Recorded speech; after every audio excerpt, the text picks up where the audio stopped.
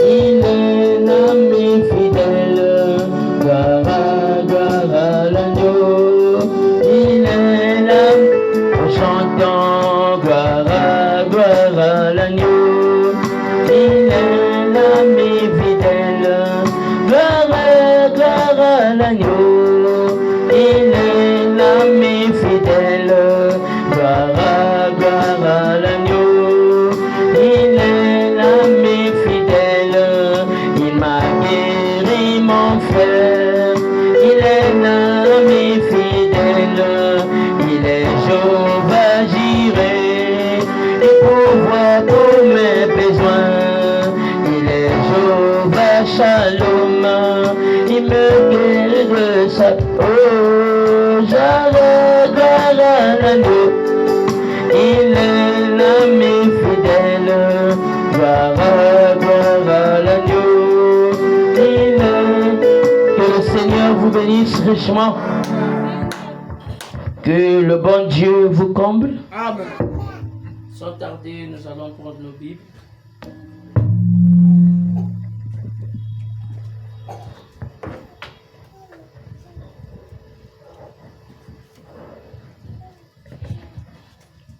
Pour continuer notre sermon que nous sommes en train d'approfondir.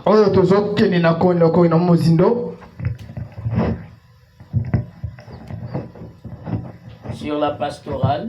Na malakisi oyo ya bokambami et des points que nous avons soulignés ici. Pe na oyo to katisi vraiment na nzoloko. Les critères d'un sacrificateur. Le lenge ya batumbembeka. Les sacrifices d'un berger. Motumbokotuma mbeka ya batele ba. Et écouter la voix du berger. Pe boyoka mongongo ya mobateli. École de formation des prophètes. Koyoka mongongo ya ba formation à prophète. Prêter serment sur ton ministère pour servir le peuple.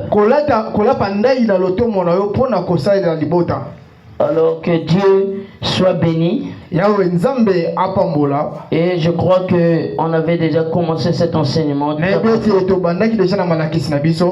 pour essayer de bénir les enfants de Dieu. Alors sans tarder, nous allons prendre dans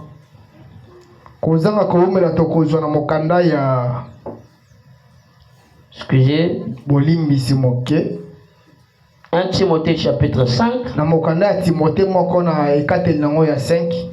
La Bible dit, ne réprimande pas rudement le vieillard, mais exhorte-le comme un père. Exhorte les jeunes gens comme des frères. Vous pouvez vous asseoir, je vais continuer à prêcher et en même temps à enseigner. Et je crois que les gens m'écrivent sur internet. Amen. Amen. Dit vraiment, prophète, ces enseignements sont très profonds. Parce que beaucoup de gens pensent que le ministère c'est quelque chose à blaguer. Amen. Amen. Oh, le ministère c'est quelque chose de très profond. C'est quelque chose qui nécessite la vie ou la mort. Et nous sommes censés de veiller sur ça. Amen. Amen. De comprendre que c'est quelque chose de dangereux. Et par la grâce de Dieu, nous allons décrypter ça pour que vous puissiez recevoir la pastorale. Et la pastorale touche le premier point qui est les sacerdoces.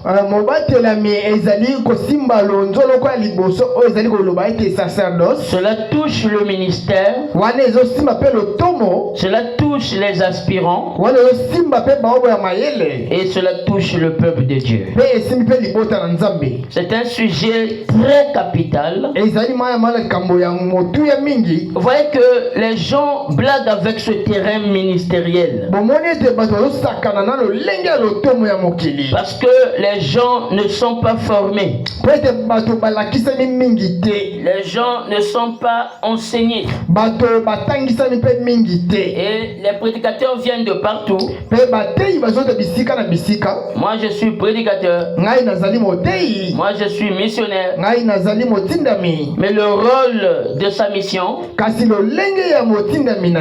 il ne connaît pas ça. Parce que ces prédicateurs ne sont pas formés.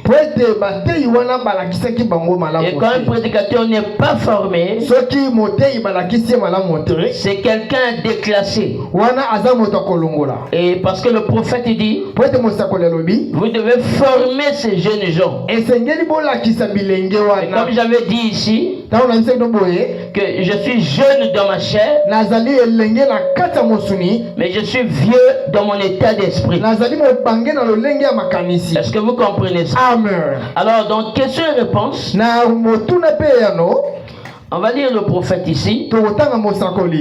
C'est question et réponse de 59. Et nous allons entendre ce que Frère Branham en entrée de jeu, ce qu'il est en train de nous dire ici. Donc, le ministère, c'est quelque chose de grave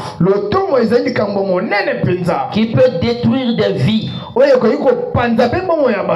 qui peut détruire des couples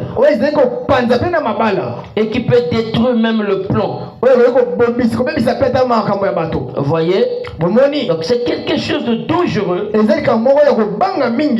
vient pas dans un terrain pour s'aventurer. Au paragraphe 25, le prophète dit ceci. Nous te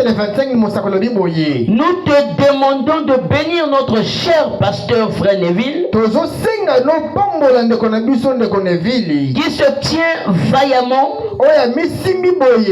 année après année à son poste du devoir, qu'il fasse chaud ou froid, pour conduire et paître les brebis du troupeau qui se réunissent. Nous prions que ton esprit repose sur lui et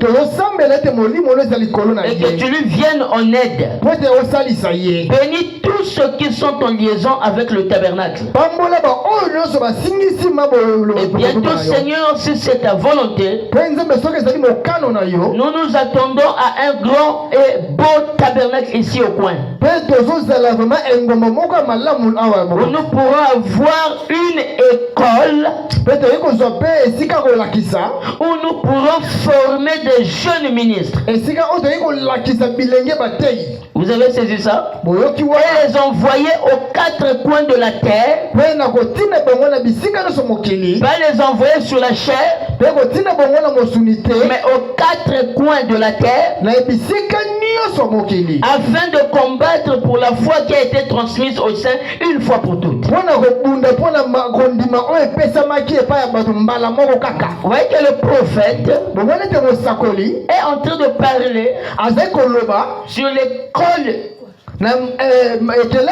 des formations.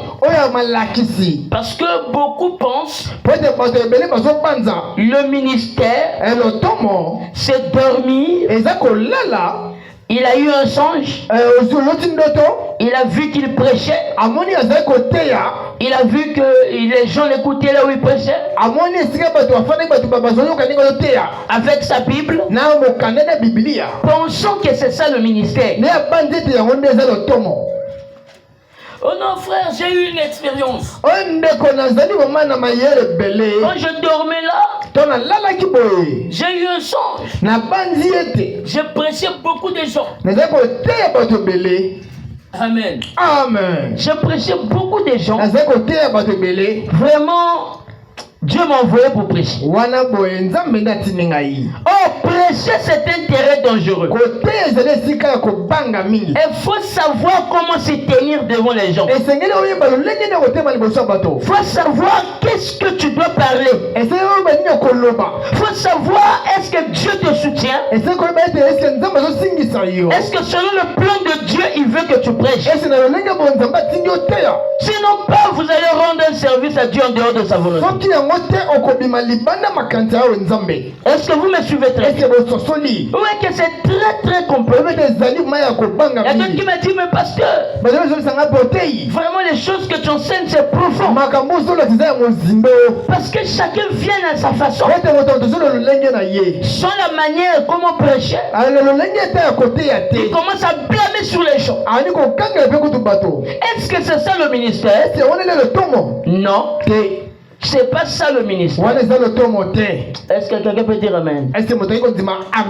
Le ministère, c'est pas ça. Vous voyez? Mais Paul enseigne la pastorale à Timothée et à Tite. Parce que Paul savait que c'était des gens bouillants. Mais Paul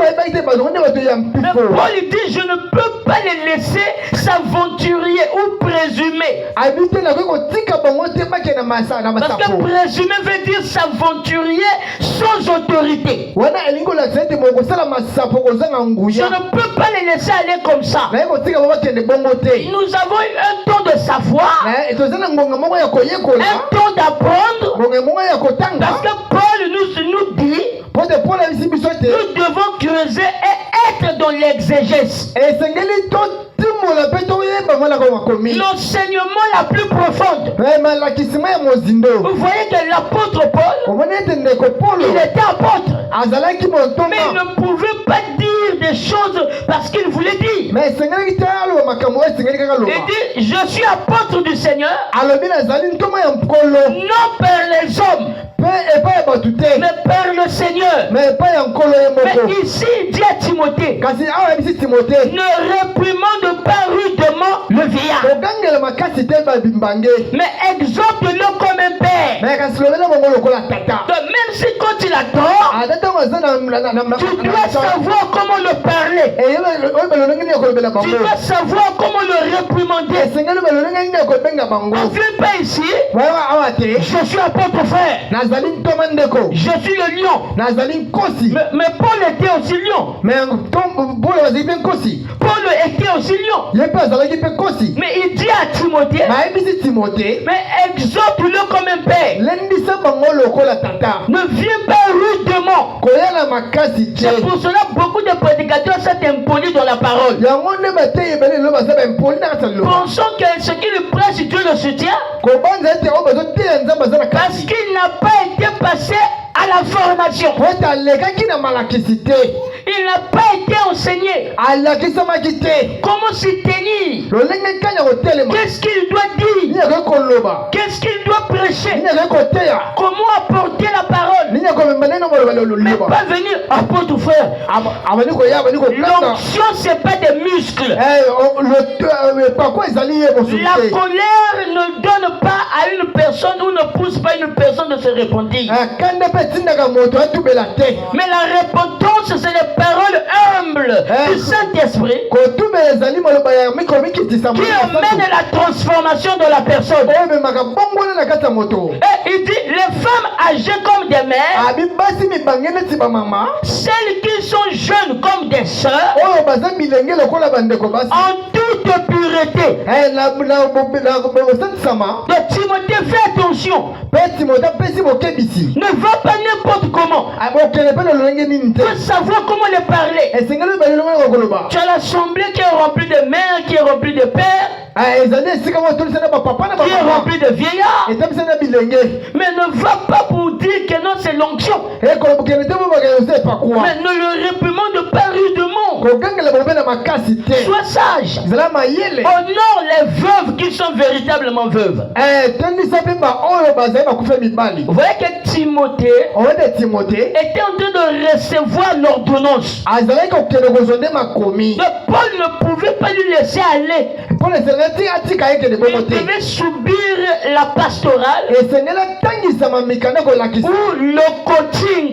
Donc il devait être d'abord enseigné avant de venir enseigner les gens. Donc si tu n'as pas été enseigné, ne t'hasarde pas de prêcher.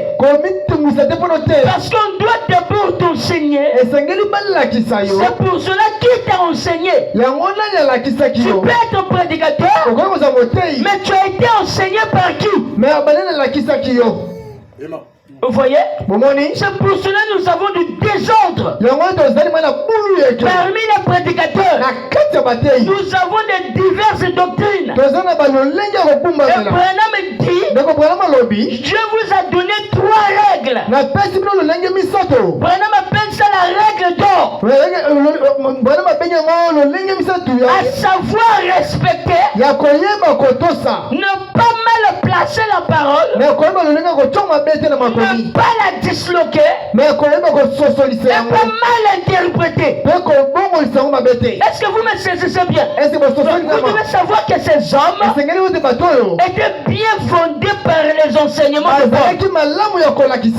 Ils ne pouvaient pas s'hasarder. Ils ne pouvaient pas faire des choses pour le plaisir de faire. Voyez, dans 1 Timothée chapitre 4, au verset 13, l'apôtre Paul dit à Timothée, jusqu'à ce que je vienne, applique-toi à la lecture. Les prédicateurs ne lisent pas, mais ils aiment les copies-coller. Ce qu'on avait déjà enseigné là-bas, lui il vient seulement recopier. C'est pour cela que j'avais dit, recopier, c'est un danger permanent pour l'élève. Parce que tu peux recopier chez la personne qui n'est pas intelligente. Et tu recopies la photocopie de la fausseté. Et tu viens transmettre les faussetés. Je peux vous rassurer, les fils qui sont sortis de père, ils ne veulent pas étudier avec les fausses doctrines de leur père. Ils viennent raconter ça aussi chez leur brebis. Mais ils ne veulent pas être appliqués cela dans la lecture. Il faut aller dans l'exégèse, dans une étude profonde, pour que les éléments clés puissent apparaître.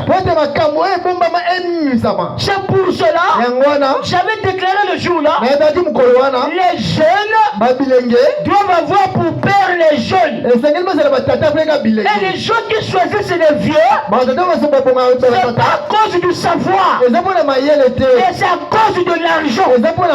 C'est pour cela tu peux être jeune, mais tu as la sagesse des vieillards. Je peux entendre quelqu'un dire amen. Est-ce que vous comprenez ça? Oh, il dit ceci, jusqu'à ce que je vienne, applique-toi à la lecture, à l'exhortation, est-ce que quelqu'un peut dire amen? Et à l'enseignement. Ne néglige pas le don qui est en toi et qui t'a été donné par prophétie avec l'imposition des mains de l'assemblée des anciens. Occupe-toi de ces choses. Donnez-moi les amen. Je suis dans l'église catholique. Amen. Amen. Occupe-toi de ces choses. Donne-toi tout ton entier à elle. Sacrifie-toi. Donne-toi à la lecture. Donne-toi à l'enseignement et à l'exhortation. Par contre, tu dois t'appliquer. On acquiert la sagesse de l'exégèse. Quand tu ne lis pas, tu n'auras pas le savoir. Tu vas rester dans les copies-collées. Un tel avait prêché. Le frère Branham dit, partout l'ordre du Seigneur, partout le message sera prêché, l'ordre du Seigneur sera là. Mais Branham ne l'a dit nulle part. Ce sont des faussetés des pasteurs qui se partent en génération en génération.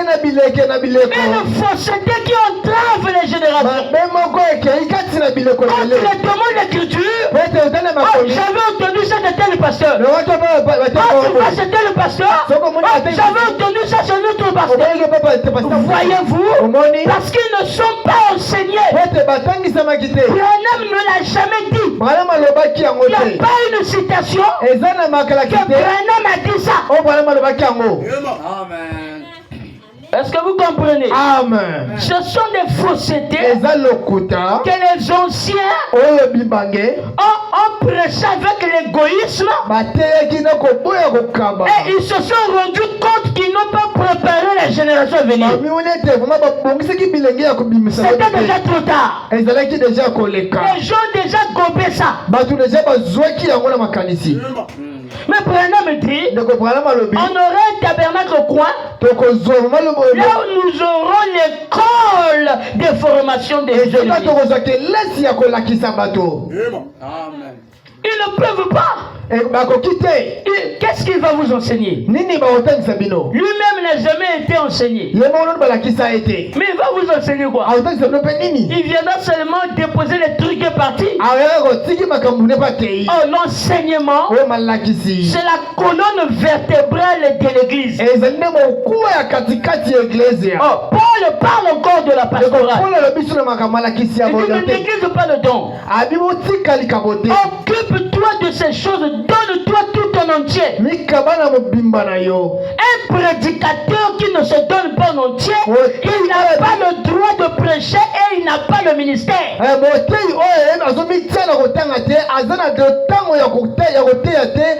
ministère, c'est un ministère de sacrifice, de se donner à fond, parce que la question doit être traitée entre la vie et la mort. Il est capable, un vrai prédicateur, de sacrifier sa femme, de sacrifier ses enfants, de sacrifier tout ce qui est cher pour le profit du royaume des cieux. Il ne peut pas servir Dieu avec ça, ça fera entrave. Est-ce que vous comprenez? Amen. Il vient en champ de mission. Il a posé sa femme. Mais ça ne tient pas, frère.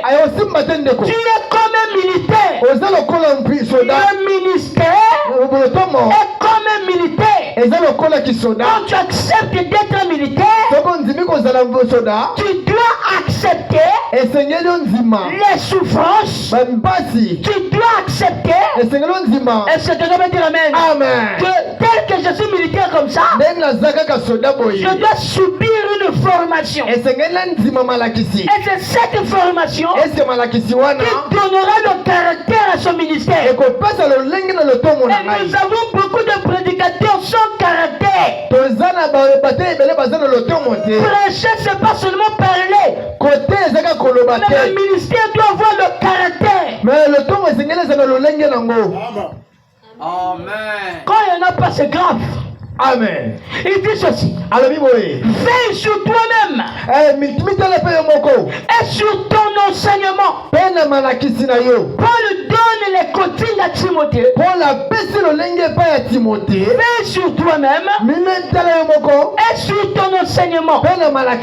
Est-ce que vous me saisissez très bien? Est-ce que vous comprenez bien? Le diable, tu peux plutôt t'asseoir. Il faut que ces choses-là pénètrent très bien. Surtout vous, le frère Loge, les autres, vous devez, ça doit vraiment pénétrer. Amen. Ici, il n'y a plus de cornes à enlever. Fais sur toi-même et sur ton enseignement. Persévère dans ces choses. Car en agissant ainsi, tu te sauveras toi-même et tu sauveras ceux qui t'écoutent. Oh, un prédicateur avant de prêcher, il doit être conseillé Tu ne peux pas prêcher un peuple pendant que toi-même tu n'es pas sauvé. On peut que délivrer celui qui a déjà été délivré. Sinon, pas ça ne tiendra pas. On aura des histoires. L'ange est déjà descendu. Parfois, non, je n'ai pas encore descendu. Des histoires comme ça. Et l'onction émotionnelle commence à agir. Vous voyez? Mais qu'est-ce qu'il a raconté? Il dit un mot, deux mots, trois mots. Pour lui, l'onction est descendue. Mais qu'est-ce qu'il a dit? Qu'est-ce que le peuple a retenu? Vous finissez comme ça, les gens sont tombés, tout et tout. C'est même celui qui est tombé à la fin, il ne connaît même pas ce qu'on a prêché. Vous voyez? Et ça, c'est quel genre d'enseignant? Parce que Paul comprend le danger ministériel. Parce que dire quelque chose qui part de côté peut tuer ton âme. C'est pour cela, vous les brebis, vous devez veiller sur les gens qui vous enseignent. Et vous êtes souverain. Vous avez le droit de dire ça. La prédication là, c'est la frustration. Dieu n'est pas un Dieu de frustration. Non. Est-ce qu'il ne peut pas venir? Est-ce que c'est ça même? Ah, Jack, est-ce que c'est ça? Toi qui interprètes. Amen. Amen. Dieu ne vient pas pour frustrer les gens. Ah. Amen. Est-ce que vous comprenez ça? Amen. Il vient ici, tu vois un prédicateur monter dans la chaîne.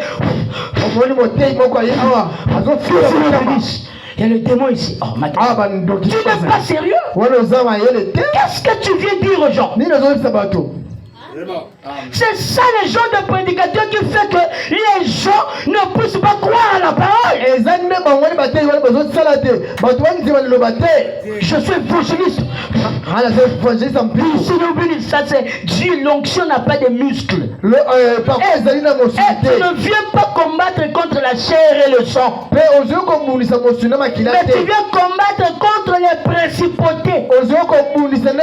Les princes des Perses et des Mèdes. C'est pas ça, hein? C'est pas ça, faut bien dire le mot. Amen. Amen. Amen. Est-ce que vous comprenez? Est-ce que vous devez saisir que le ministère, c'est pas du bruit. Frère, moi quand je monte la chair, aidez mon frère. Les gens atterrissent, les choses tombent. Non. Ça c'est pas le ministère. Voilà, ça c'est pas le ministère, frère. On ne dit pas que Dieu ne peut pas faire tomber les gens. Non, non. Mais qu'est-ce que tu as dit? Tu as prêché, mais sans rien dire. Vous avez déjà vu ça, non? Il y a des prédicateurs qui prêchent mais sans rien dire. Il a prêché, il a transpiré, mais qu'est-ce qu'il a dit? Amen. Vous voyez, rien de spécial. Rien de spécial. Un ministère ne peut pas rester tranquille.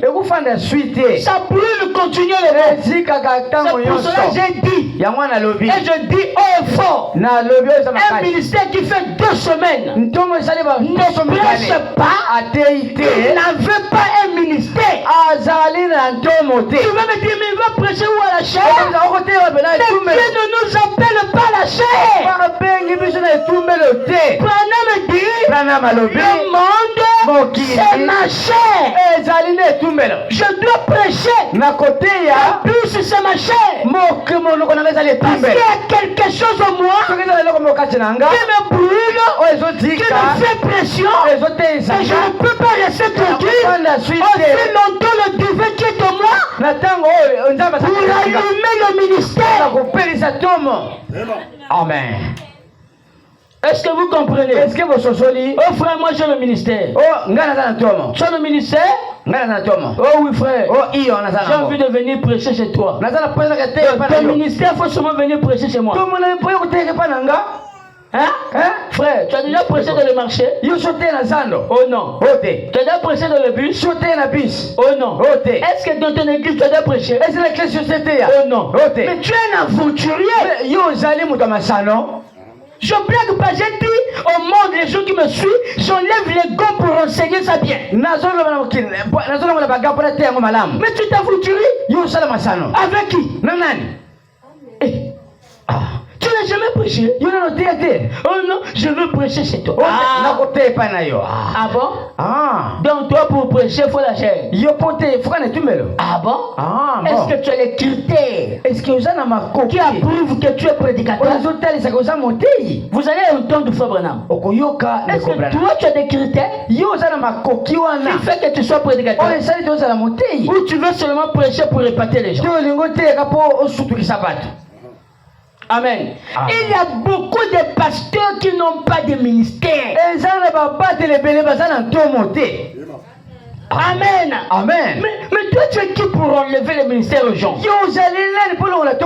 Je suis personne. Mais c'est la parole qui enlève le ministère. Qui prouve que tu n'as pas ça. Parce que Jésus a dit, c'est à leurs fruits que vous allez les connaître. Donc si la vie a des fruits, c'est que le ministère aussi a des fruits. Parce que tu ne peux pas dire que tu as un ministère et tu es tranquille. Il n'y a pas un feu derrière toi. Frère Branham me dit ceci. Écoutez le prophète. J'aime Frère Branham. Dans la brochure question-réponse le 12 janvier 61. Paragraphe 27. Nous ne voulons pas être surpris. Si nous sommes appelés, vous devez être appelés. Ou vous serez battus. Nous livrons une guerre. Si vous êtes positivement sûr que votre appel est de Dieu, frère, si vous êtes appelé par Dieu pour faire un travail, paragraphe 29, lorsqu'un appel de Dieu brûle dans votre cœur, vous ne pouvez trouver de repos ni jour ni nuit. L'appel c'est pas par les songes. Je n'appelle pas par les songes. J'ai eu un songe, je pêchais beaucoup de poissons. C'est pas ça le ministère. J'ai eu un songe, je marchais avec la Bible. C'est pas ça le ministère. Dieu appelle dans le cœur. Et dans le cœur, il y a une attraction. Parce que le don réclame le donateur. Est-ce que quelqu'un peut dire Amen? Amen. Branham dit lorsque Dieu vous appelle, le feu brûle votre cœur. Vous ne pouvez ni trouver du repos, ni jour ni nuit. Vous ne pouvez simplement pas vous en débarrasser. Vous ne pouvez pas vous en débarrasser. Cela vous range continuellement. Frère, une semaine, 2 semaines, tu n'es pas à l'église. Est-ce que tu dois dire Amen? Tu n'entends pas la parole. Mais il y aura un rien en toi pour répondre à l'appel. Parce que l'appel dans le cœur, ça ne te laisse pas tranquille. Cela te brûle continuellement. Cela te ronge continuellement. Il y a une pression. Je te mets sous le pressoir.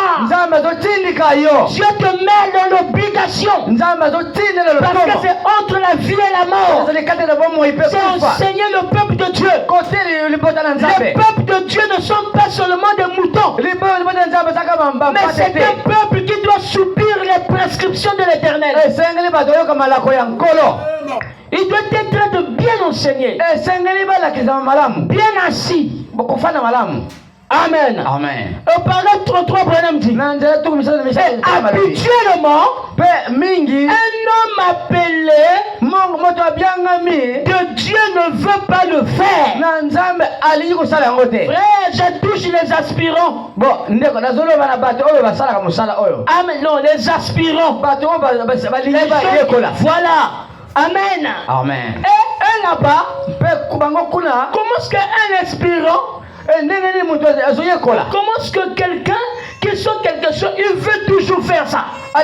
Il veut toujours prêcher. Mais frère, si tu veux prêcher, le monde est ouvert. Va gagner les âmes pour les ramener. Amen. Amen. C'est ça le problème. Frère, je n'appelle, je veux vraiment le faire. Il faut que je le fasse. La chair ne s'habitue pas. Est-ce que tu veux dire amen? Amen. On ne s'habitue pas avec la chair.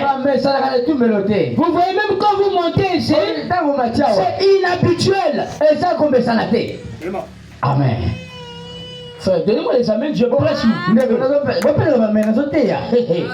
C'est ça les esprits. Quand on prêche les choses vraies, les gens n'arrivent pas à dire amen. Pendant qu'ils sont les amens, je ne peux pas prêcher. Amen. Amen. C'est l'huile dans le moteur du prédicateur. Quand les gens sont coincés là, ils commencent à raisonner. Est-ce que j'ai le ministère? On va savoir ça si tu as le ministère ou pas. Branham dit un courageux peut prêcher. Il n'a pas été appelé, mais c'est un courageux qui veut prêcher. Je vais toucher les 5 ministères. Et je vais montrer que les gens qui sont appelés apôtres, prophètes, ceci, ils n'ont pas ce ministère. Parce que les caractéristiques de ce ministère ne s'appliquent pas avec sa vie. Amen. Branham dit ceci. Vous voyez? Il dit tout homme qui est appelé de Dieu doit prêcher. Ça, Branham n'a pas encore mis l'exigence du baptême. Oh, l'exigence de prêcher la parole, tu dois avoir le Saint-Esprit.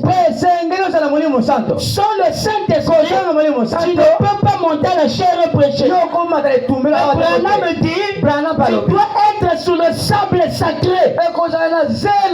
Rencontrer Dieu comme Moïse l'a rencontré. Est-ce que quelqu'un peut dire amen? Amen. Tu as rencontré Dieu.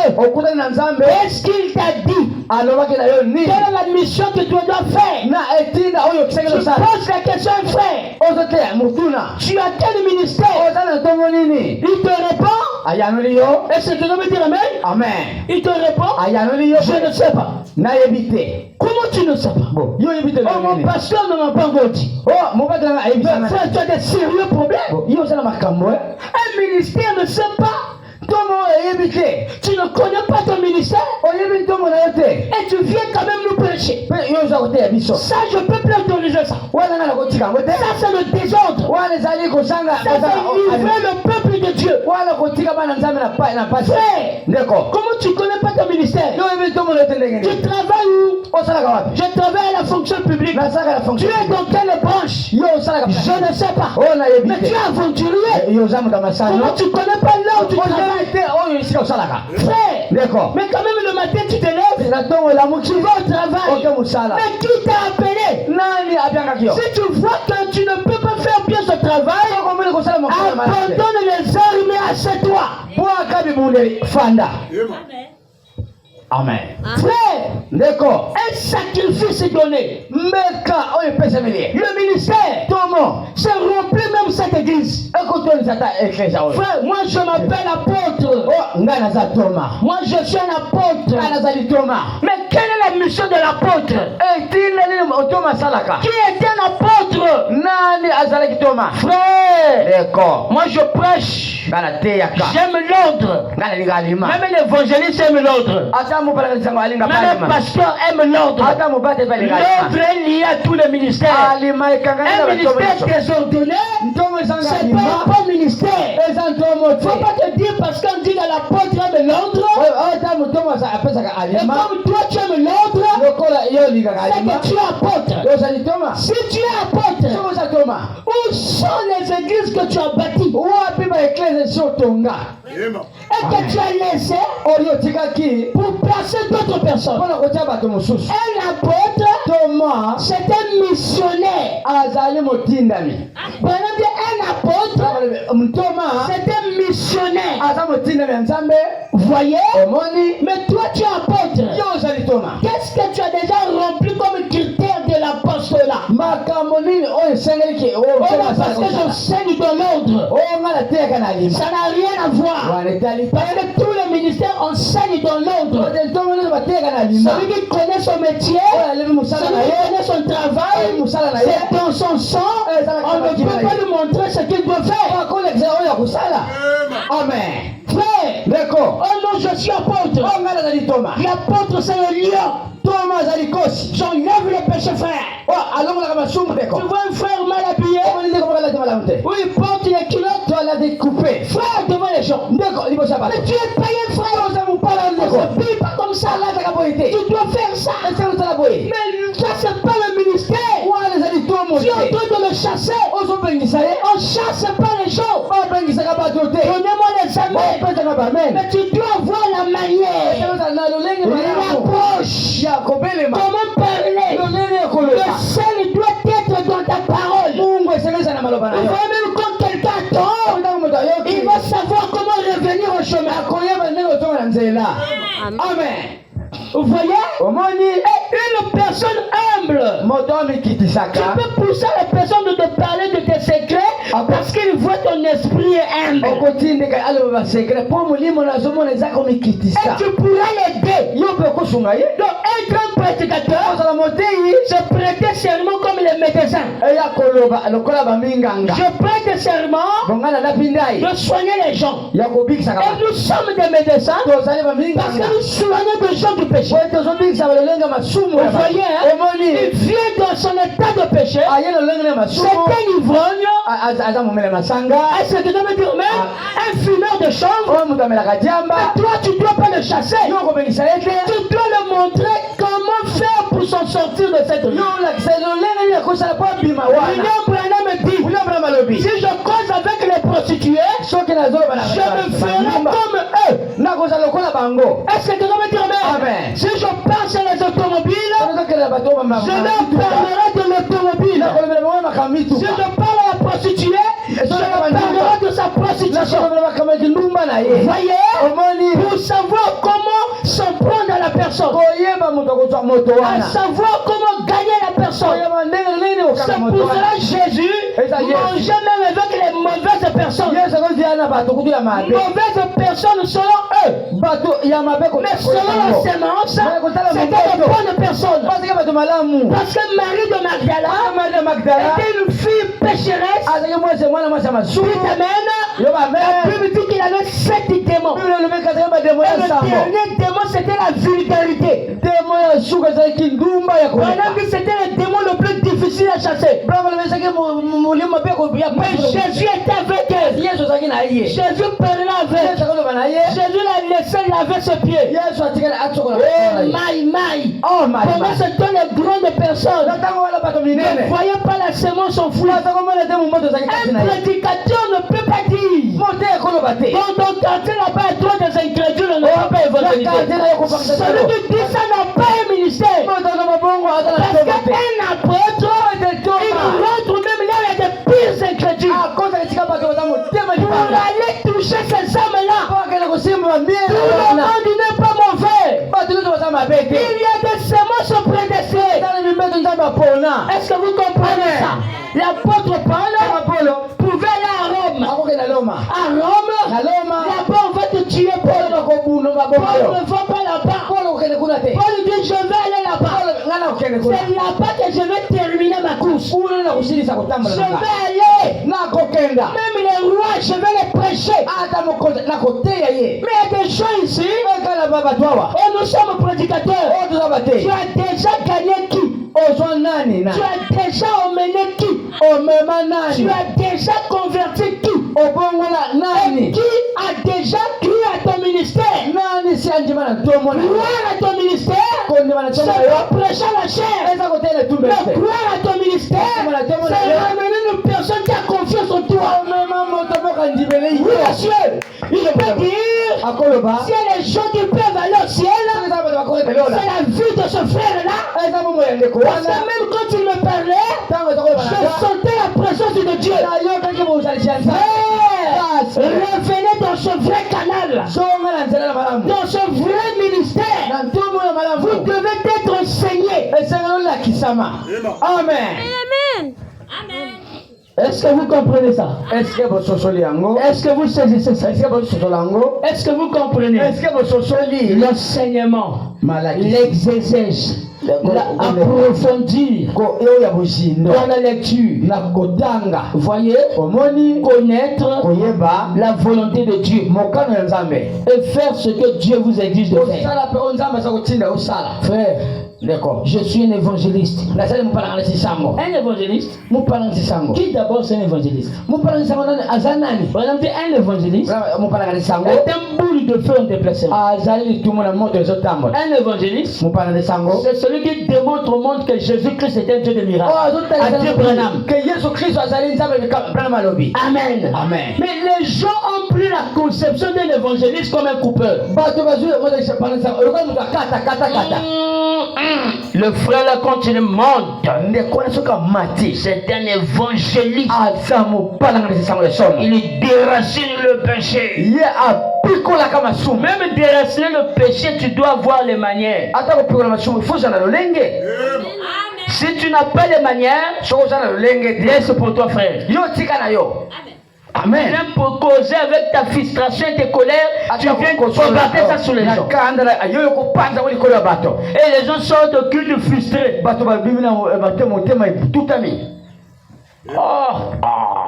La parole était dure aujourd'hui. J'ai frotté fort. Monsieur, qu'est-ce que tu fais? C'est ça le ministère. Qui t'a appris ça? Tu as ramassé ça où? Amen. Amen. Les manières. Vous avez dit frère Bonhomme ici. Et donc ne blaguez pas avec des ministères. C'est pour cela Ephésiens 4 a des sérieux problèmes. C'est pour ça que je dis les catholiques, c'est eux qui ont rédigé la Bible. Est-ce que dans les vrais tests c'est ça vraiment? Est-ce que comment on peut dire les uns comme apôtres, les autres comme prophètes? Je suis resté tranquille. Un prophète peut pas être comme. Un apôtre ne peut pas être comme. Oh, mais parce que tu entends les interprétations des pasteurs. Oh, parce que le vrai c'est le Saint-Esprit. Donc tu veux me dire qu'Ésaïe était comme un prophète. Chez les Israélites, il n'y a pas de comme. En Israël, c'est un prophète. Un prophète était comme un Dieu. C'est comme, c'est qu'il n'est pas de véritable. Or, celui qui entre en toi, c'est lui déjà le Saint-Esprit. C'est-à-dire, c'est lui le vrai ministère qui opère en toi.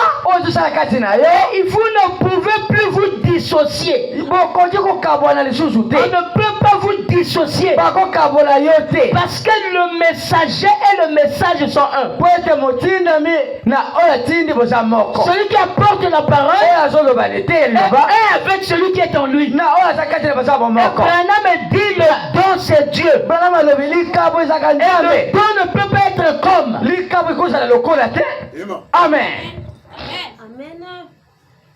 Si le dos c'est Dieu, mais pourquoi me comme? Moi je refuse ça. J'ai dit moi je suis prophète du ministère. Tu entends les gens. Le prophète n'enseigne pas. Mais frère, qui t'a dit ça ton pasteur? Tu n'as jamais lu ta Bible. La Bible dit que vous êtes fondés sur les enseignements des apôtres et des prophètes. Mais toi qui t'as enseigné toi? Les gens pensent que ce n'est que des docteurs qui enseignent. Mais les plus grands enseignants c'est des prophètes. Amen. Les gens, les docteurs, mais c'est le prophète qui engendre tous ces ministères. Branham, bien qu'il dit qu'il n'était pas docteur, mais il a enseigné les docteurs. Amen. Amen. Amen. Il a enseigné les docteurs. Il a positionné les docteurs. Prends ça, mon frère. Amen. Amen. Il a enseigné des docteurs. Il a enseigné ces gens. Oh non, frère. Un prophète ne peut pas enseigner. Tu as eu ça où? Amen. Amen. Comme apôtre. Un apôtre ne peut pas être comme. Donc, tu veux me dire que Paul était comme un apôtre?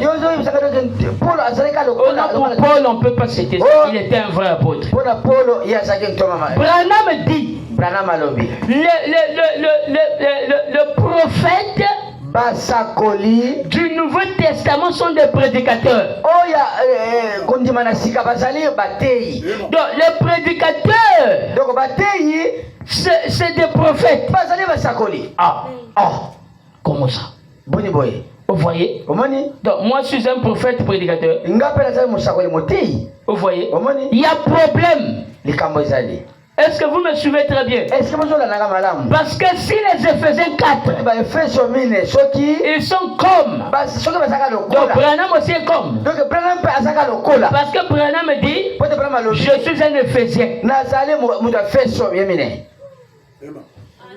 Amen. Il y a problème sur les testeurs. Donc, il y a problème. Est-ce que les vrais tests disent ça? Est-ce que parce que le don c'est Dieu. Et Dieu en toi ne peut pas être comme. Amen. Est-ce que vous saisissez ça? Est-ce que vous comprenez? C'est pour cela, frère, ne blague pas avec le ministère que Dieu t'a donné. Si c'est un vrai ministère, c'est le temps maintenant de travailler. Si tu ne travailles pas, tant mieux laisser ça. Amen. Amen. C'est que Dieu ne t'a pas appelé. Parce qu'on ne peut pas suivre des lièvres là-bas. Amen. Amen. C'est pour ça que j'ai du mal à croire des prédicateurs chantent. Hein? Tu es d'abord un chante. Tu as commencé à chanter. Tu as eu du succès. Tu as commencé l'église. Tu as des baffes. Tu as tout. Tu viens de commencer, tu as la dîme déjà de 100 000. Frère. Oh, le ministère, on ne nous a pas montré comment est-ce que le ministère commence. Frère, tu es sûr, si tu as commencé, tu n'étais pas chante, tu n'avais pas l'impact. Tu voulais voir les gens qui sont là. Et les gens qui sont là, la plupart des chantres, c'est les gens qui étaient déjà des frères du message. Ce n'était pas des païens. Vous connaissez comment gagner une âme?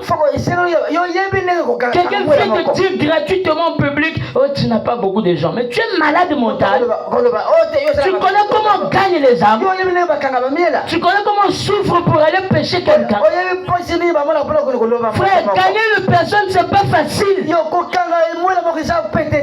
qu'il puisse s'asseoir et t'écouter, C'est pas donné à n'importe qui. C'est là que Branham avait dit, un pasteur qui a 5 et celui qui a 1000, les deux sont pareils. Parce que Branham connaît la valeur d'une âme. Amen. Et les gens viennent juger. Oh, regardez, il n'y a pas tous des gens, ceux qui n'ont pas de ministère. Mais même celui qui parle, qui l'a envoyé? Amen. Branham avait combien de gens? Une petite église qui n'avait même pas beaucoup de gens. Branham n'avait pas un ministère. Mais regardez les gens qu'il a gagnés. Parce que la mission de Branham, ce n'était pas gagner les gens pour les ramener chez lui. C'était gagner les gens pour qu'ils puissent avoir une relation avec Christ. Amen. Mais nous gagnons les gens obligatoires. Quelqu'un quitte Poto, vient la promesse infaillible. Là-bas, mon pasteur prêche bien. Toi qui fais ça, tu as des esprits. Mais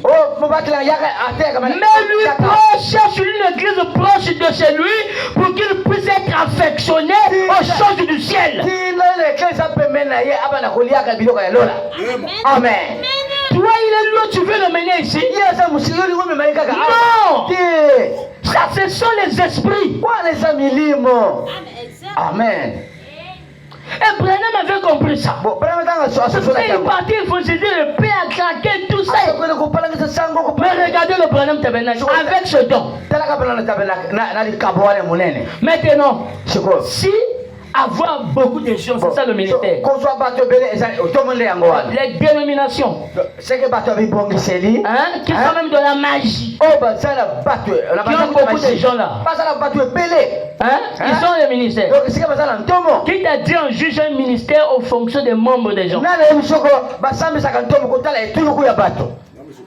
Les choses que je vous enseigne ici dans les grandes églises, ils n'écoutent pas ça. Il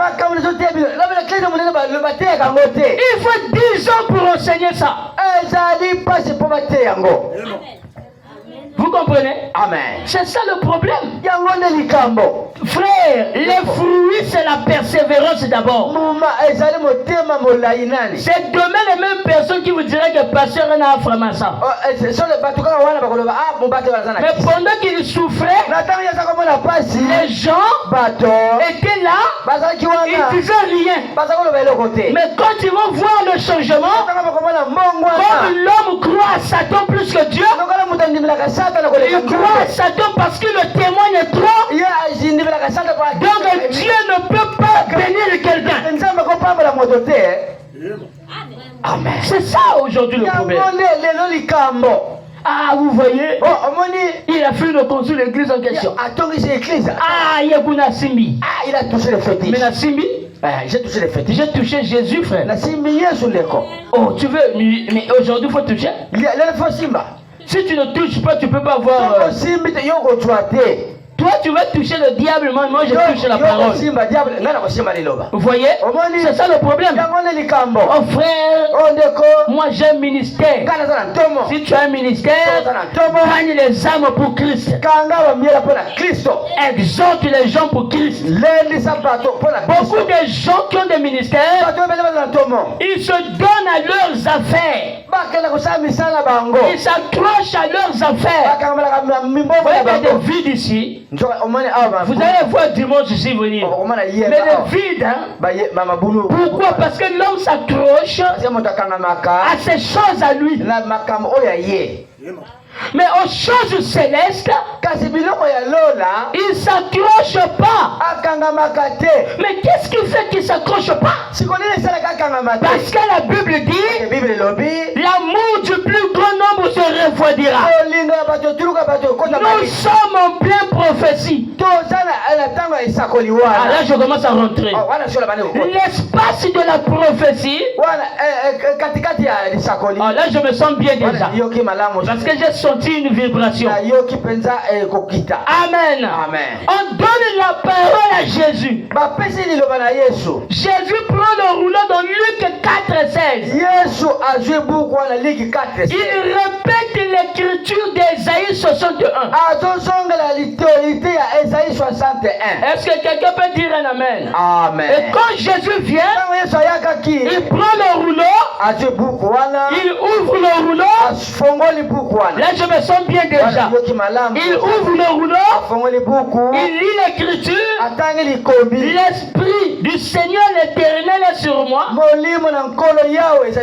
Il m'a oint pour publier une année de grâce.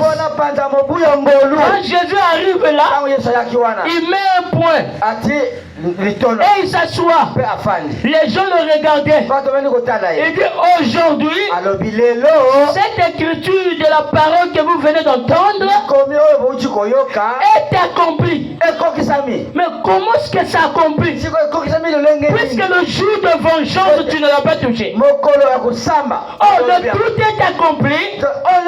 S'accomplit pour le jour de Jésus.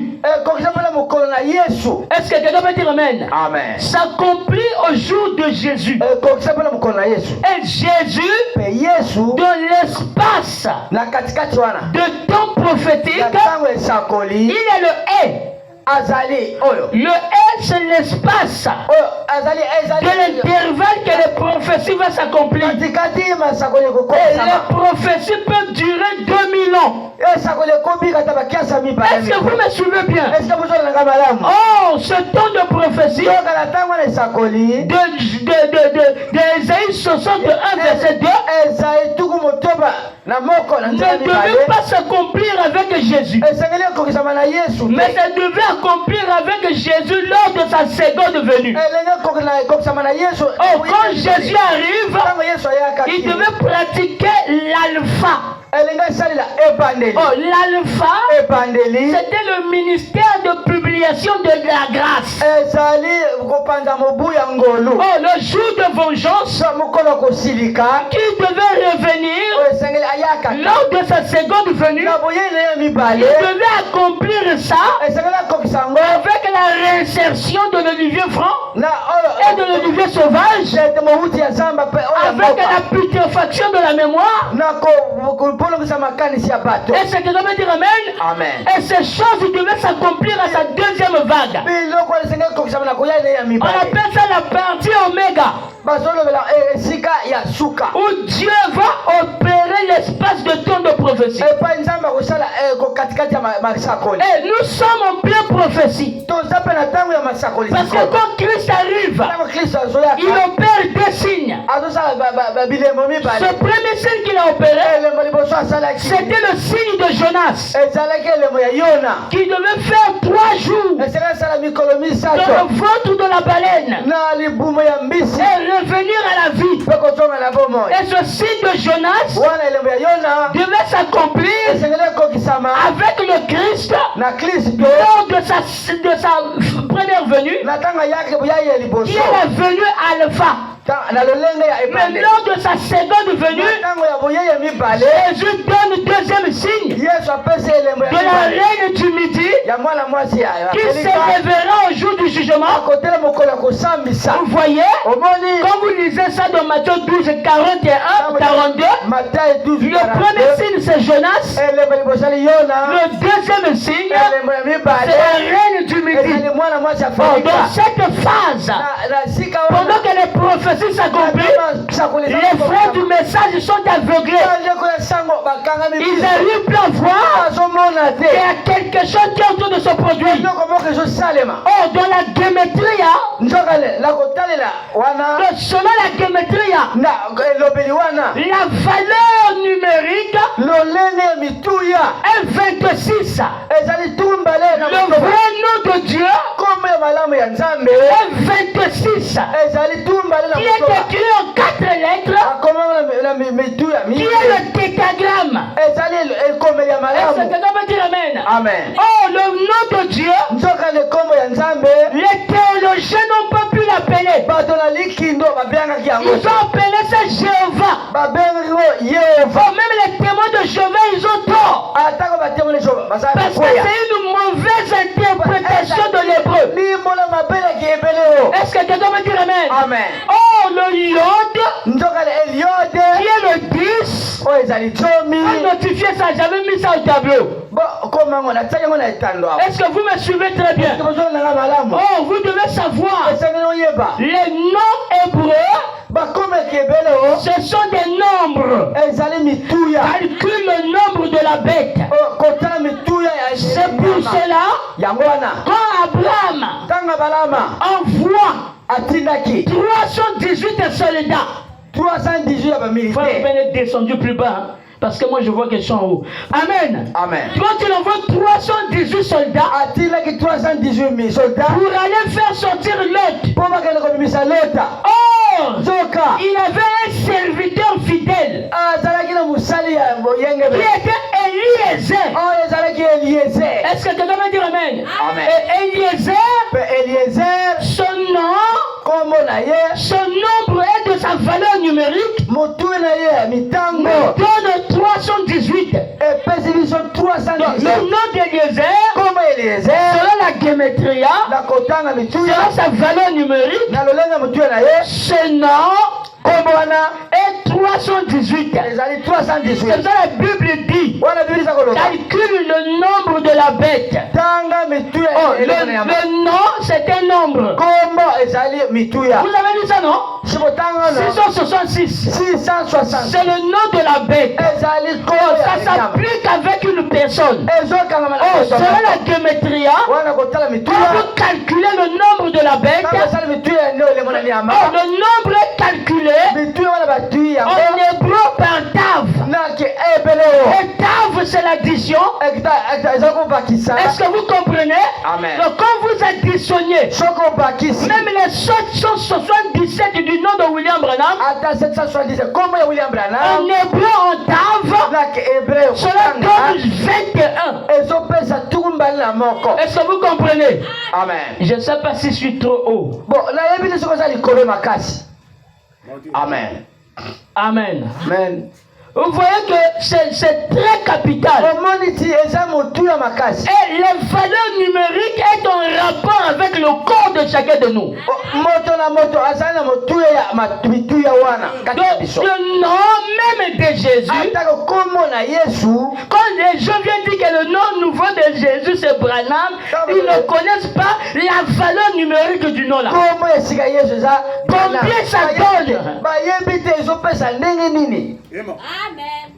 Amen. Je crois que faut qu'on descende un peu sur. Quand je vais enseigner profondément sur la gématrie, peut-être.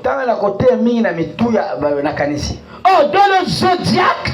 Ou dans le Mazaro. Vous voyez que dans le plan là-bas, Dieu avait dit avant que quelque chose s'opère sur la terre, il doit l'annoncer au préalable au ciel. Oh, les étoiles est toujours typifiées comme des fils de Dieu, ou des prophètes ou des messagers. Amen. Est-ce que vous comprenez? Amen.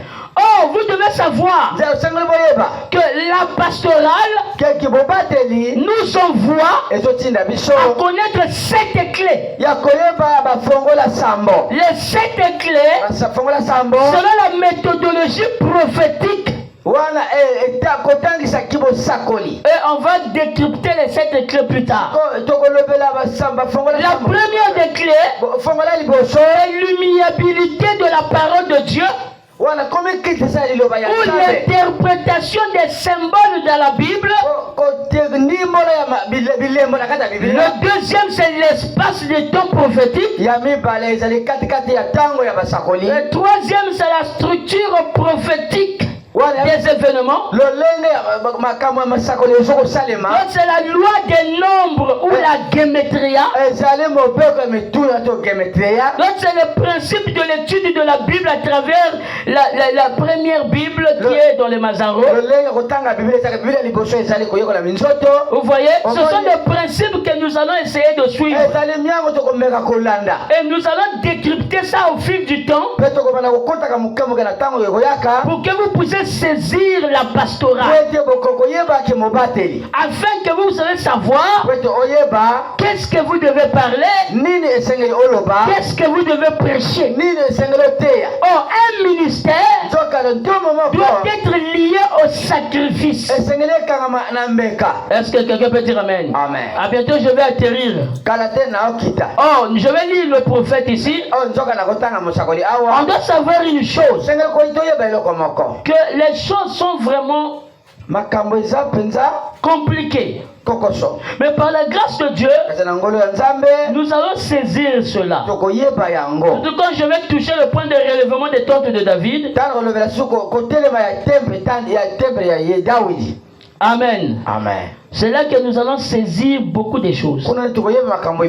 Alors ici, nous allons d'abord lire le prophète pour comprendre une chose ici. Que le temps, amen, amen, le temps du messager est fini. Il faut être courageux pour dire ça. Oh non, le temps de Frère Branham continue. Frère, tu es sûr de ce que tu dis? Je ne sais pas si les gens veulent copier ça. Frère, le tour de Frère Branham continue. C'est que cette personne ne m'a jamais écouté sur le cycle des réveils et des morts. Je suis. Tu n'es même pas de la même génération que Frère Branham. Oh, les âges, nous ne sommes plus dans les âges. Amen. Oh, les âges, nous sommes plus dans les âges. Dieu a fini son travail avec son serviteur. Et c'est là que Frère Branham me dit, le message que j'ai prêché ira vers un autre peuple, vers une autre nation. Cela va atteindre le haut sommet là-bas. Et Frère Branham, il laisse le relais. Oh, nous savons que nous sommes des Juifs parce que c'est le temps du son de la trompette. Et Frère Branham, quand il prêche la fête de trompette, amen, et que un ministre viendra répondre ça. Je vous ai lu cette citation là ici. Parce que les trompettes, je n'ai même pas effleuré les contours. Oh, les trompettes, ce sont des guerres passées que Israël avait subies. Est-ce que quelqu'un peut dire amen? Amen. Oh, les trompettes, ça sonne dans Ésaïe 18. Oh, les trompettes conduisent l'éclaircissement des yeux d'Israël et la fermeture des yeux des nations. C'est pour cela si un prédicateur te dit que le temps des nations n'est pas terminé, vraiment je ne sais pas à quoi nous attendre. Écoutez le prophète ici. Amen. Amen. On va lire Frère Branham. Et je vais vous expliquer ça doucement pour arriver à la fin de la prédication. Et vous allez écouter d'après les propres dires du prophète. Frère Branham dit dans les 70e semaine de Daniel, au paragraphe 195, si quelqu'un doute de cette écriture, il fait de Frère Branham un faux prophète. Parce que Branham, ce qu'il a dit ici, c'est l'exacte vérité. C'est pour ça que Branham me dit, je serai jugé avec les hommes et les femmes à laquelle nous avons vécu ensemble. Branham ne t'a pas vu. Il ne te connaît pas. Oui, monsieur. Mais Dieu enverra un prophète.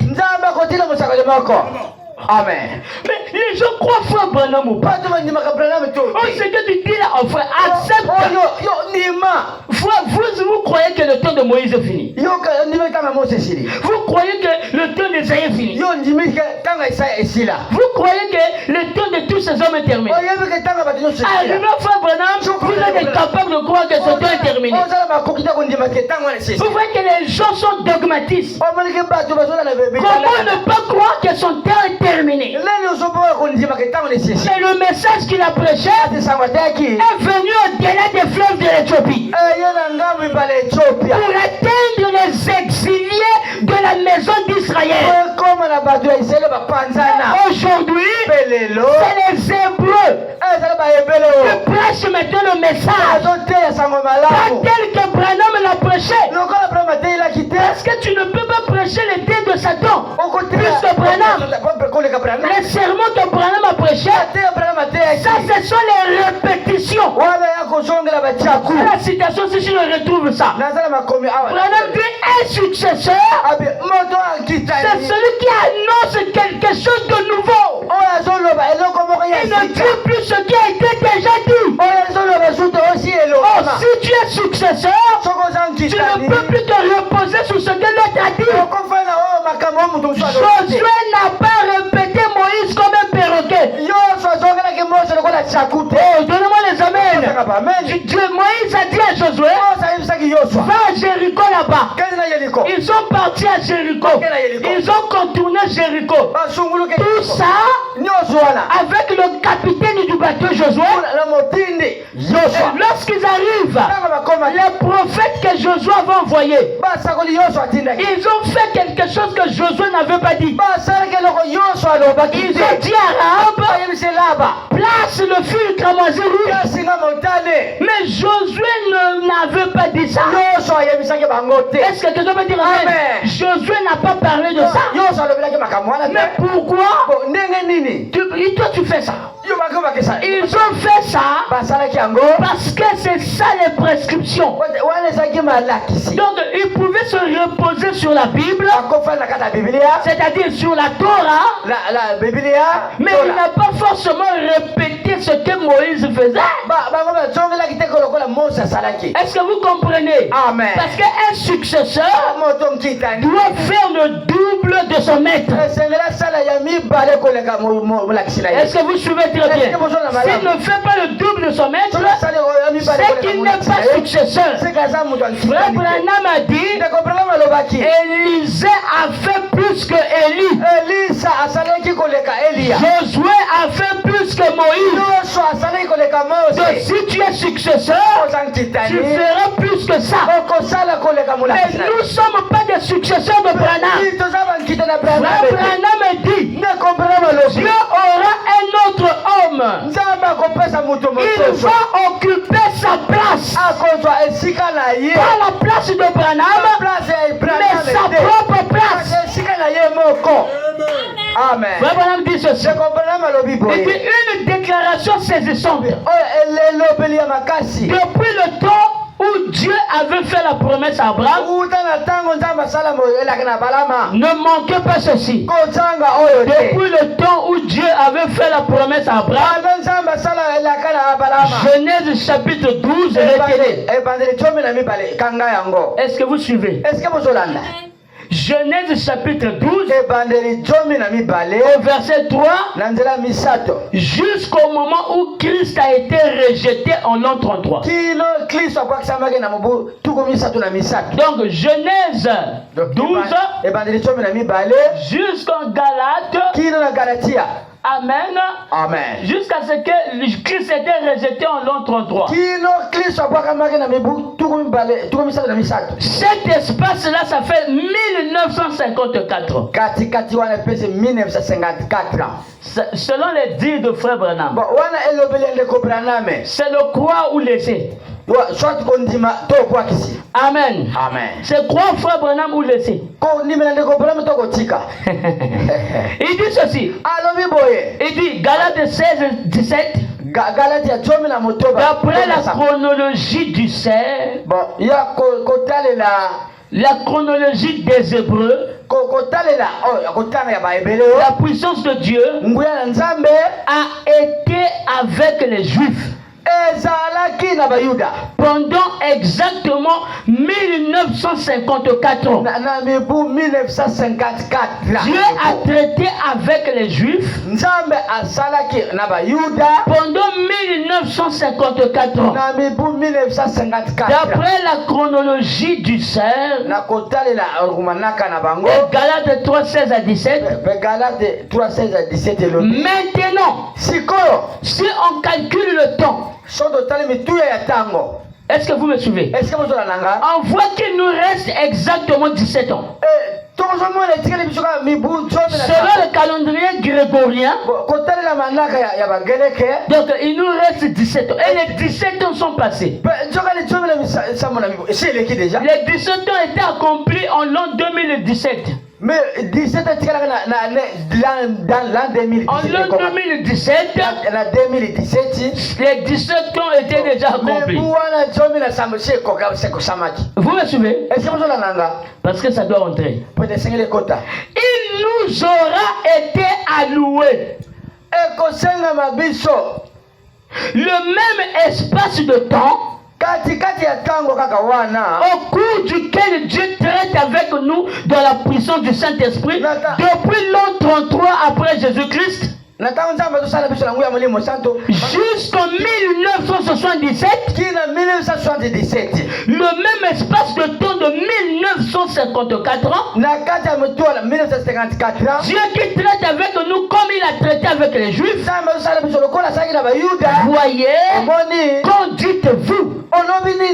Maintenant notez dans votre carnet un petit passage des Écritures. Je vais vous donner Lévitique 25. Commençons au verset 8.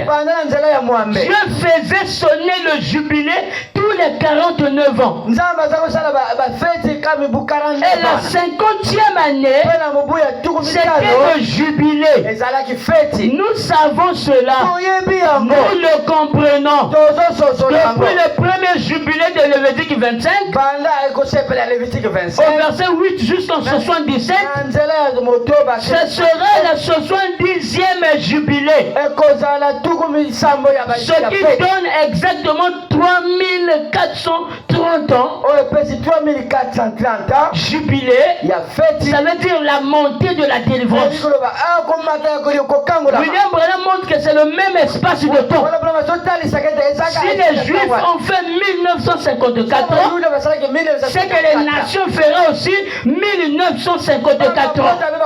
Si le temps des Juifs accomplit le 70e jubilé, 1977 sera aussi la fin. Et le dernier de jubilé. Branham dit, avez-vous saisi ça? L'assemblée dit Amen. Dieu a traité avec nous pendant exactement le même espace de temps. Branham dit Dieu, hein, c'est pas des blagues. Pendant exactement le même espace de temps, il a traité avec les Juifs. À partir du moment où il a fait la promesse d'Abraham jusqu'à ce que le Messie soit rejeté en l'an 33 après Jésus-Christ, ça donne 1954 ans. Ça c'est le calcul du prophète. Exactement. Maintenant, il nous reste 17 ans. On a eu environ 1930 ans. Et quelques. Il nous reste 17 ans. Jusqu'en 77, où ça sera le 70e jubilé. Depuis le début des jubilés, qu'est-ce que ça sera? Oh frère, suivez attentivement attentivement. Maintenant, ne manquez pas ça. Ce sera le jubilé du départ de l'épouse des nations et le retour de Christ vers les Juifs quand ils sortiront de l'esclavage. Au sortir de l'esclavage, c'est la traite négrière qui était le dernier châtiment. Le son de la trompette, c'est la voix du docteur King, c'est la voix du prophète Eterdera, c'est la voix du docteur Anke qui est en train de sonner de la trompette parce que le temps est déjà arrivé, parce que tous les bandous sont de véritables hébreux. Parce que la Bible dit le peuple perdu de la maison d'Israël, les 10 tribus étaient déjà en Afrique. Et la Bible déclare Ephraïm ne retournera plus dans le pays de l'Éternel, mais Ephraïm retournera en Égypte. C'est là qu'ils vont rester. C'est là où il y a le monument éternel. Oh, le monument, c'est un signe que Dieu a donné pour que l'épouse de l'Afrique puisse regarder le sort qui est la marque pour que les gens puissent comprendre, regarder vers la pyramide. Est-ce que tu dois me dire amen? Et comprendre que c'est le temps où les trompettes sont en train de sonner pour que chaque personne retourne dans sa bergerie, retourne dans sa position initiale. C'est pour cela, frère Branham dit, il y a eu 3 hommes qui ont entendu le tonnerre. Est-ce que tu dois me dire amen? Jean le divin a entendu le tonnerre. Il voulait écrire parce qu'il connaissait ce qui était dans le tonnerre. Il voulait écrire. Et moi je lui dis, ne l'écris pas. Est-ce que tu dois me dire amen? Frère Branham dit, la deuxième personne, c'était Daniel. Il a entendu le tonnerre. Il voulait écrire. On lui dit ne l'écris pas. Ça sera révélé au temps de la fin. La troisième personne, c'est Frère Branham. Il a dit j'ai entendu, j'ai vu, c'est passé à une vitesse. J'ai entendu, je n'ai pas compris. Parce que c'était écrit dans une langue inconnue. Quelle est la langue inconnue? C'est Esaïe 19. Il y aura 5 villes qui parlera la langue de Canaan. Les 5 villes sont en Afrique. Amen. Est-ce que quelqu'un peut dire amen? La Bible déclare il y aura 5 villes qui parleront l'hébreu. 5 villes. Et ces 5 villes, c'est le Gabon, c'est le Cameroun, c'est l'Angola, c'est la RDC et le Congo-Brazzaville. Les 5 villes, parmi ces pays, il y aura un seul pays qui sera le pays de la lumière, la ville de destruction, la ville de la destruction, la ville du soleil, là où le réveil va commencer, là où il y aura la montée de la fumée, là où l'épouse, l'église apostolique du midi, lorsqu'ils vont voir, parce que Paul, il était noir, Pierre était noir, Matthieu était noir, Marc était noir, même Marc est mort en Afrique. Jérémie a écrit son dernier livre de la Bible, c'était en Égypte, lorsqu'on les avait emmenés en déportation. Est-ce que je veux dire amen? Et tous ces apôtres, ils étaient des hommes noirs. Oui monsieur, il est blanc découvert. Les sorciers écrits qui parlaient de la couleur de peau de tous ces apôtres de Jésus. Est-ce que je veux dire amen? Et aucun des apôtres, ils sont partis prêcher en Europe. Mais avec Paul, le Benjamite, qui est parti prêcher, alléluia, Amen. La Bible déclare, Bible lobi. Paul est arrivé Paul ake. dans une église. Na église ya moko. Là, on prêchait la parole. Kula bataki Il y avait une femme. Ezaki na mwasi Pendant moko. que Paul prêchait, il y avait l'esprit de Python Molimo ya qui nguma. était dans cette femme. Ezaki na mwasi Et wala. Paul a réprimandé ça. Paul apengisaki yango. Mais Kasi. je peux vous apprendre, Oyebisa yo. il y a l'église de Python Eza église ya nguma. au Bénin là-bas. Na penge Et kula. la Pitini, Peki c'est une femme âgée mwasi moko de mokolo. plus de 50 ans. Azali kola. C'est cette déesse que Paul avait réprimandée Paul apengisi. dans la Bible. Na Biblia. C'est pour cela, Yango wana. en Afrique, Nafrika. on trouve des coutumes Ozomona baba. qui étaient exercées dans la Bible. Oh, salamaki na Biblia. Comment on peut retrouver Okoyeba ndenge nini? les coutumes de nos langues? Bokoko peko tala Vous miloko. avez appelé ça des coutumes. Bopenge bokoko. Et la Bible appelle ça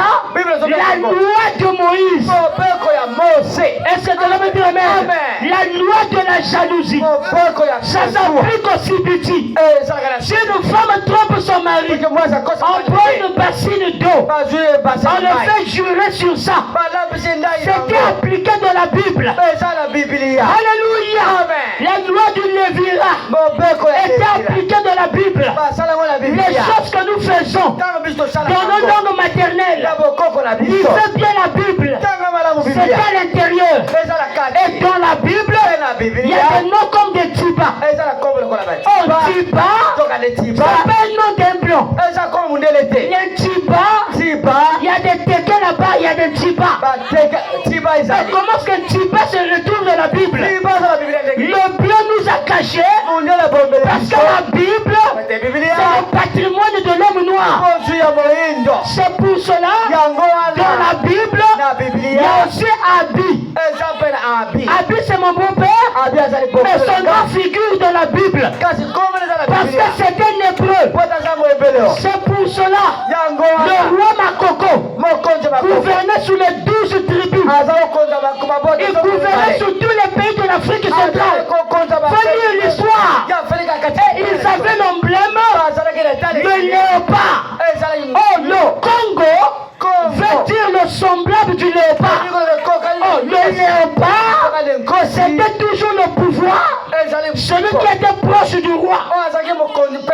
C'est pour cela, vous voyez, en RDC, il y a des Lemba. En Afrique du Sud, il y a des Lemba, les Luba. Tout ça, ce sont des Juifs. Est-ce que quelqu'un va dire amen?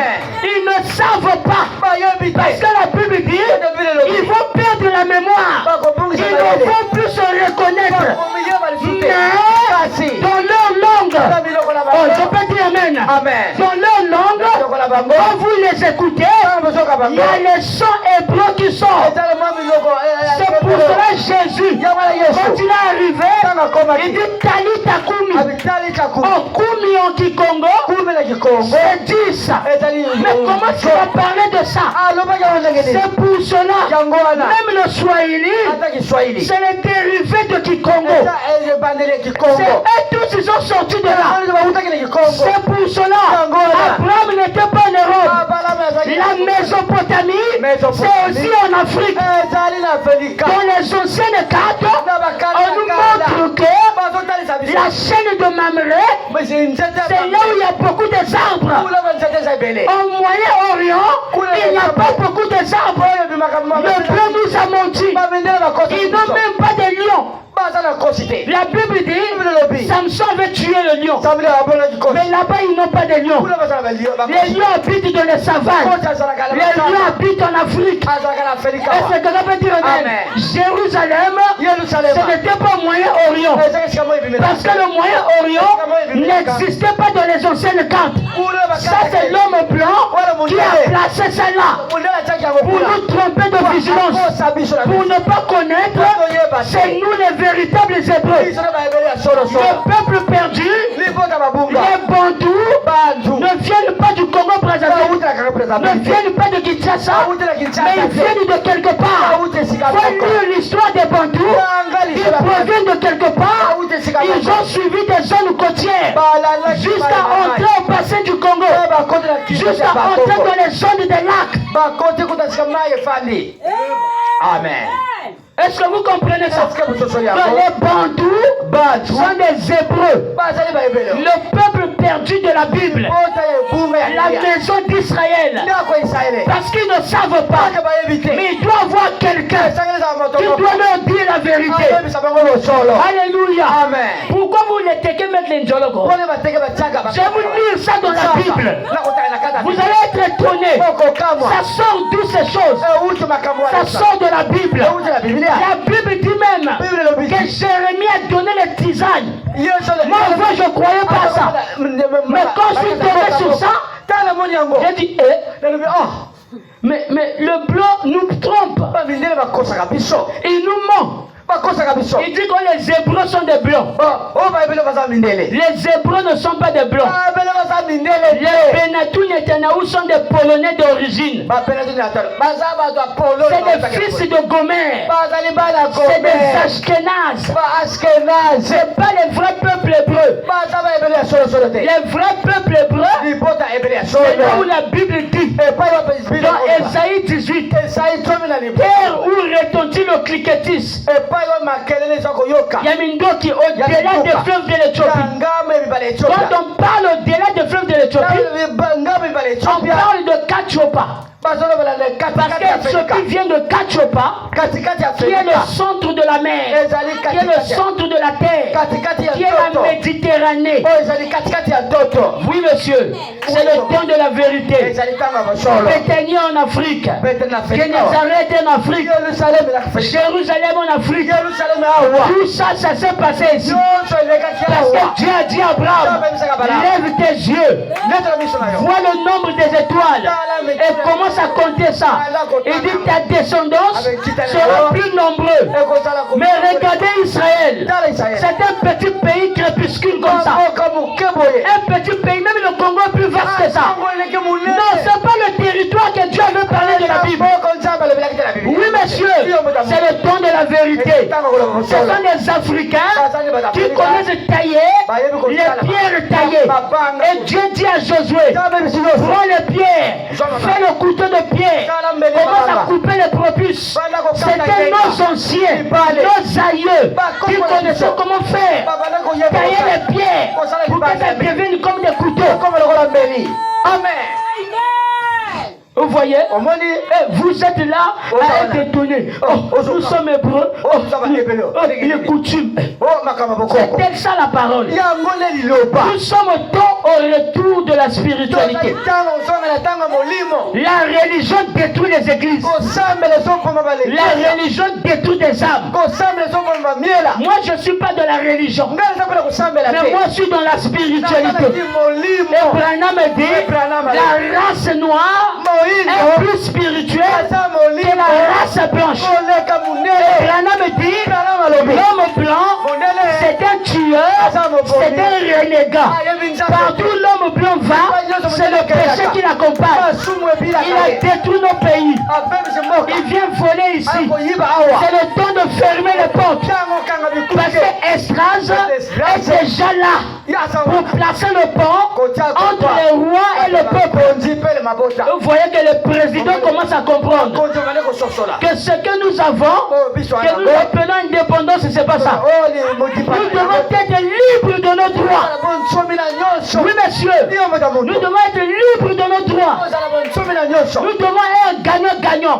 Appliquer la vraie diplomatie. Et non venir dominer, tuer.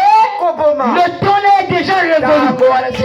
C'est pour cela l'Afrique avait des hommes forts comme les Hannibal Barca qui pouvaient aller en Rome. Un Africain sous le dos des éléphants et tuer des Romains. On pouvait le tirer. Il pouvait disparaître parce que l'homme noir c'est l'homme puissant. Comme ça la Bible dit, je vais te diminuer parce que tu as diffamé. Mais sinon en réalité, l'homme le plus fort de la terre, c'est l'homme noir. Et la Bible dit, Nimrod était vaillant chasseur devant l'Éternel. Et c'est lui qui était le premier à dominer sur les nations. Parce qu'il était un chasseur, un véritable bantou, au port de léopard. Amen. Quand on parle de ça, les gens sont étonnés. Ah, comment ça? Nous sommes Congolais. Non, les Bantous ne proviennent pas de là. Est-ce que vous comprenez? Amen. Ils ne proviennent pas de là. Alors pour finir, acclamez pour le Seigneur. Gloire soit rendue à Dieu. C'est pour cela, nous ne sommes pas des rétrogrades. Mais frère Branham traite beaucoup de gens de rétrogrades. Les gens qui s'arrêtent là. C'est pas ça, frère Loge. Ce sont des rétrogrades. Les gens qui refusent de poursuivre la vérité sont des rétrogrades. Jolie citation, Yvan, on va prier. Frère Branham dit ceci dans la brochure. Alléluia. Amen. La marque de la bête. Au paragraphe 77. Alors j'ai découvert ceci. La Bible dit David a bien servi le Seigneur dans sa génération. Alors j'ai dit Seigneur, je ne veux pas d'organisation. Accorde-moi de te servir de tout mon cœur pendant que je suis là en vie. Donc, après la mort, Dieu ne l'utilise plus. Ne venez pas, non, Dieu continue tout. Non, Dieu ne continue plus avec Branham. Dieu change de manteau. On dit que Dieu retire l'homme, mais ne retire jamais son esprit. Amen. Amen. Il dit accorde-moi de te servir pendant que je suis en vie. C'est vrai. Après, tu auras un autre homme après mon départ. Donnez les amens à Frère Branham. Ce n'est que les incrédules qui ne disent pas amen. Mais un fils d'isolé dira amen à la parole. Il dit c'est vrai. Tu auras un autre homme après mon départ. Tu feras que quelqu'un occupe sa place. Pas la place de Branham, mais il va occuper sa place. Il ne sera pas successeur de Branham. Nous ne sommes pas des successeurs de Branham, mais nous allons occuper la place. Nous allons effrayer notre chemin. Amen. Branham dit c'est tout. Après il dit n'essayez pas de construire sur autre chose. Vous ne pouvez pas allumer un feu sur le même terrain. Là où Branham a déjà allumé le feu, là où il a déjà prêché les serments, toi tu ne viens plus prêcher ça parce que le feu a déjà été allumé. Israël devrait cheminer sans arrêt. Quand Israël s'arrêtait, il rétrogradait. C'est pour cela les frères du message, les top boys sont des rétrogrades parce qu'ils ne veulent pas avancer. Branham ou rien c'est tout. Branham ou rien c'est tout. Mais quand la nouvelle chose arrive, Frère Branham me dit dans la brochure d'enlèvement, paragraphe 58, il dit un nouveau message vient et une nouvelle chose. Quelque chose de nouveau arrive. C'est ça le son de la trompette. Et puis quand ils s'arrêtaient, ils rétrogradaient. Il fallait qu'ils continuent à avancer chaque soir. S'ils allumaient un feu nouveau, chaque soir, ils continuaient simplement à avancer. Est-ce qu'il nous faut faire? C'est ce qu'il nous faut faire. Luther avait, c'était bien. C'était ce que Wesley avait, c'était bien. C'était pour le jour de Wesley. Ce que ceux de la sainteté avaient, c'était bien. C'était pour leur jour à eux. Là, Branham ne cite pas William Seymour. Il cite Luther. Il cite Wesley. Il ne cite pas William Seymour, qui était le messager de l'âge de la Odyssée. a dit William Branham lui-même. À la fin de sa vie, il dit William Seymour était le messager de l'âge de la Odyssée. Parce que quand l'âge de la Odyssée commence, Branham n'était pas encore né, mais William Seymour était déjà là avec le réveil d'Azusa. Amen. Est-ce que quelqu'un peut dire amen? Oui, monsieur. Il dit nous vivons à un autre jour. Comprenez que nous, les Africains disent avec nous. Branham ne parlait pas de vous. Alléluia. Amen. Il parlait de son jour à lui. Avec ceux de sa génération.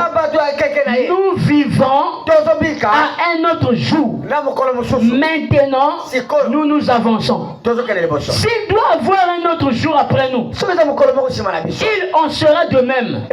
Mais marchons pendant que la lumière est ici. Ça c'est Branham. Vous voyez? Donc ce qui montre que le jour à Frère Branham c'est pas notre jour. Allez lire ça dans la guérison divine au paragraphe 234. Vous allez comprendre sur les propos du prophète.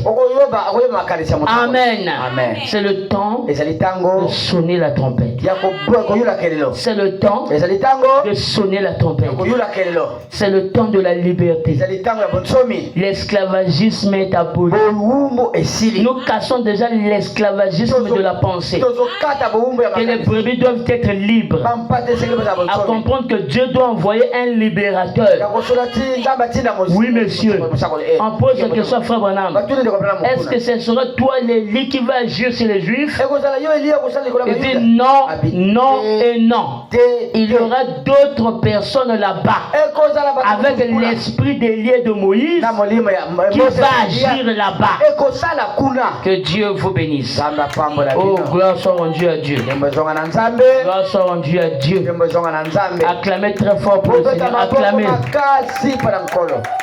Acclamez, acclamez, acclamez pour le Seigneur Jésus. Gloire soit rendue à Dieu. Ah, nous allons nous mettre debout.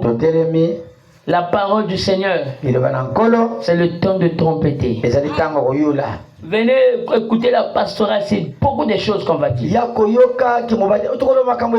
C'est le temps de sonner la trompette. Pour que ceux qui sont emprisonnés puissent sortir. Qu'ils puissent comprendre que Dieu t'a aimé. Dieu t'a choisi pour un travail précis. C'est le temps. Amen. On peut voir un Poutine apparaître montrant un Jésus noir qui étonnait les gens. Comment ça? Amen. C'est le bruit des trompettes. Que Dieu soit béni. Plus tard, nous allons voir les eaux de Gihon. Là où Salomon était consacré. C'était en Afrique. Et là où David a tiré l'eau jusqu'à Bethléem. Et Bethléem, ce n'est pas des villes, c'est des villages. Amen. Et vous devez comprendre ça. Que Dieu soit béni. Maintenant, un son d'adoration. Et nous allons prier. Amen. J'ai un peu pris gagner quelques de mes temps parce qu'on a commencé en retard. Gloire à Dieu.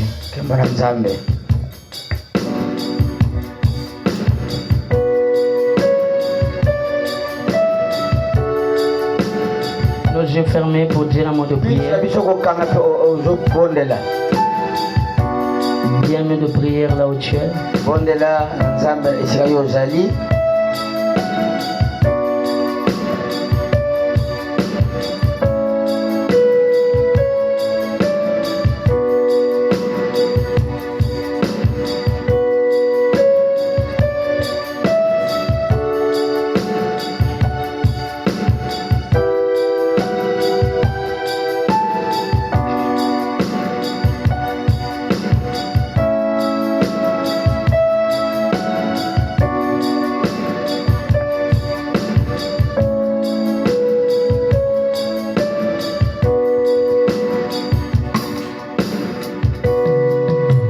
Je vais prier. Seigneur Jésus, c'est toi le grand Yeshua.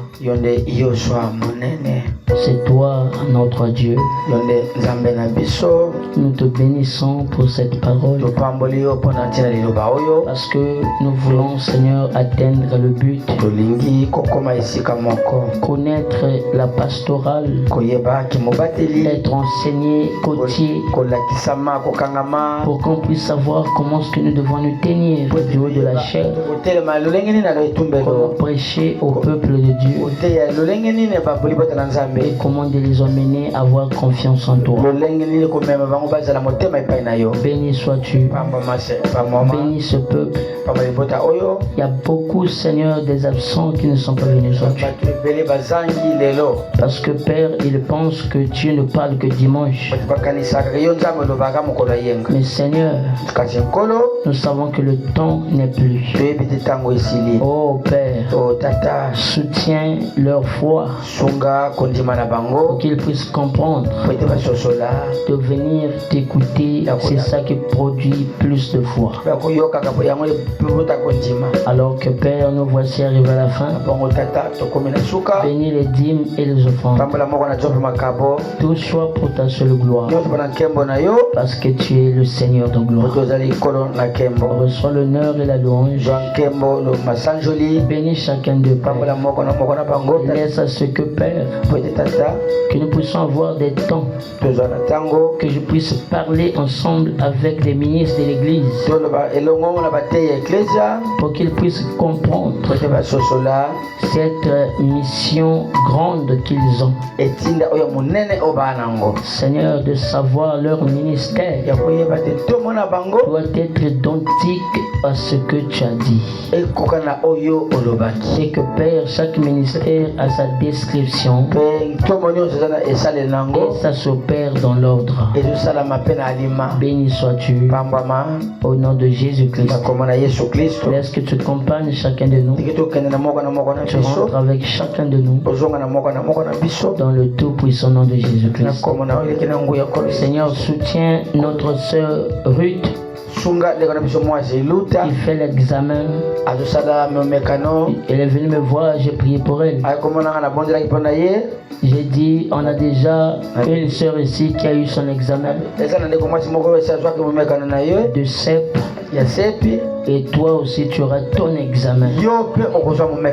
Parce que nous ne voulons pas d'échec. Nous voulons une réussite totale. Béni sois-tu Père. Bénis les brebis d'ici qui sont en voyage. Soutiens-les aussi de l'autre côté. Notre frère Abi, notre soeur Bénédicte et notre frère William. Est-ce que tu les soutiennes, que tu les préserves. Et on sera très heureux pour bientôt de les recevoir encore. Et d'être encore ensemble de la communion. Béni sois-tu Père. Merci aussi parce que tu as ramené ton serviteur Éloge, qui a passé des moments très très difficiles avec des cas de décès dans la famille. Et Seigneur de gloire, tu l'as soutenu jusqu'à maintenant. Père, merci pour cela. Merci pour tout. Bénis aussi ton nom, le serviteur qui nous a visités. C'est un missionnaire. Que Dieu le comble. Et toute la congrégation, que le Seigneur les bénisse. Au nom de Jésus-Christ. Amen. Amen.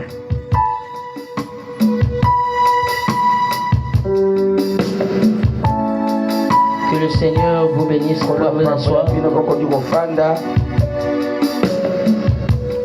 Nous sommes arrivés